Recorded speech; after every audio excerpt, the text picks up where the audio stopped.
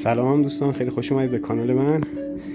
میخوام قسمت اول از آموزش ساخت شراب خونگی رو بهتون بگم. ببینید، واسه ساخت شراب ما اول باید بریم یه مقداری انگور بگیریم.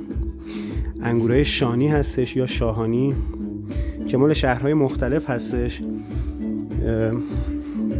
اینا مال کردستان هست، مال شهریار هست، مال شیراز هست، مال قزوین هست، تاکستان قزوین. اما اکثر شهرها به اینا آب میدن، یعنی پای درختش آب میریزن، آبیاری میشه. و درختایی که آبیاری شده باشه انگورش کیفیتش یه مقداری میاد پایین. کردستان معمولا انگوراش به صورت دیم هستش، یعنی آبیاریش با آب بارون و برف و اینا هست و خود کشاورز بهش آب نمیده. به خاطر همینم کیفیتش بهتره، کیفیتش بالاتره، کیفیت محصول نهاییش بالاتره. اما در ظاهر میبینید هم توش قرمز داره، هم بعضیشون حالتی کشمش شده. ببینید مثلا اینا کشمشه و یه مقداری مثلا کثیفی هم داره دیگه. برای اینو ببینید الان مثلا یه دونه سوسک اینجاست. اما کیفیت محصول نهایی که از این بار ما میتونیم به دست بیاریم خیلی بهتر هست. این هم محصول نهایی پارسال هستش. حالا یه مقداری گفتم معمولا موقع دون کردن یه مقداری مشروب هم خورده باشید خوبه، آدم سرش یه مقداری گرم میشه، راحت تر میگذره. ببینید، موقعی که شما محصول رو میخرید، بار رو میخرید از تره بار، توی سبدهای چوبی هست، صندوقهای چوبی هست، توی سبدهای پلاستیکی و توی این کارتونهای موزی. معمولا کیفیت محصولی که تو کارتون موزی میریزن بهتره. البته نمیشه گفت یه قانون کلیه، اما طبق تجربه من بهترین محصول اینا هستن. کردا معمولا هم تو چوبی هستن هم توی کارتون موزی. اما اون انگوره کردستان که توی کارتون موزی هستن کیفیتش بهتره. ممکنه حالا از سال بعد متفاوت بشه، یعنی جابجا بشه، اما تا به حال طبق تجربه من به این صورت هست. اینا رو میخرید میارید خونه. ببینید، یه چیزی هم که میتونید همون موقع خرید چک کنید، اینا میبینید حالت کرویه، خیلی بیزی نیست. انگورایی که مال تاکستان قزوین و شیراز و شهریار اینا هستن معمولا بیزی هستن، ولی اینا حالت کروی تره، خیلی بیزی نیست. این یکی از نشونه هاییه که میتونید متوجه بشید که بارتون مال چه شهریه. و اینکه خوشه هاشو ببینید، معمولا خشک هستش و اگرم خوشش خشک نباشه اینجوری معمولا به صورت قهوه‌ایه، سبز نیست. اونایی که سبز هستش یعنی آب دادن بهش. علتشو نمیدونم چرا، خب باید از کشاورز بپرسیم، ولی خب اینایی که از کردستان میگیریم خوشه‌هاش سبز نیست.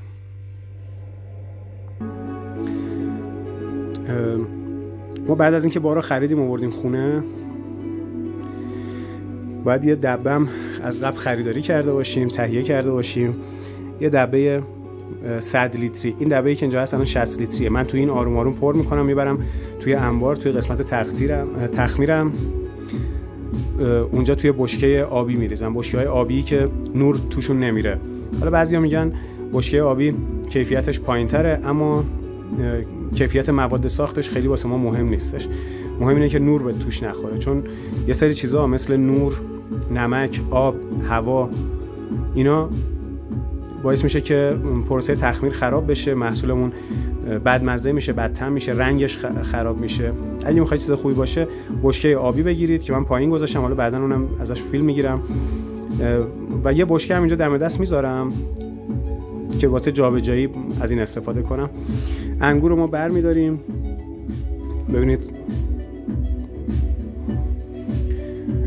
اینو میتونید توی خود تره بارم، همون جایی که میفروشنم، میتونید دون کنید، ولی با دستگاه دون کردن اصلا توصیه نمیشه، چون کیفیت محصول نهاییتون خیلی میاد پایین. من با دست دون میکنم دوستان. ببینید بچه‌ها، هر چی من توشون شک دارم همه رو میریزم بره. اینجا رو ببینید، فقط حبه های سالم. اینو مثلا ببینید الان این بالاش یه مقداری لهیده است، نمیدونم علتش چیه. اینو میندازم بره.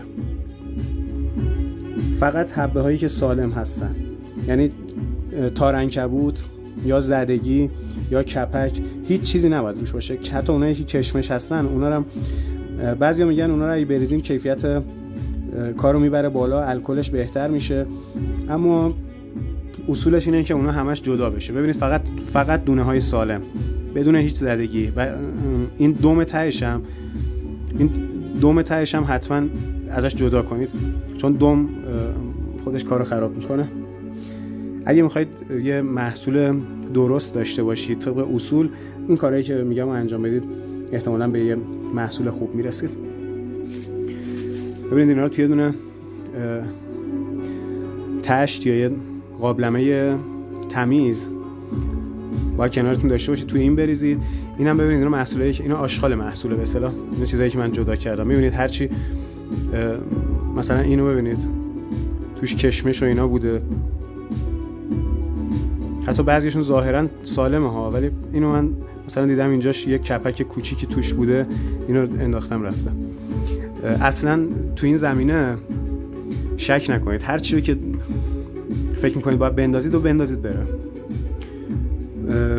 اینا رو جدا میکنید، دون میکنید، میریزید این تو. اینا رو با دست له میکنید همه رو، همین تو موقعی که تقریبا نصفش یا 3/4 پر شد اینا رو له میکنید، میریزید این تو.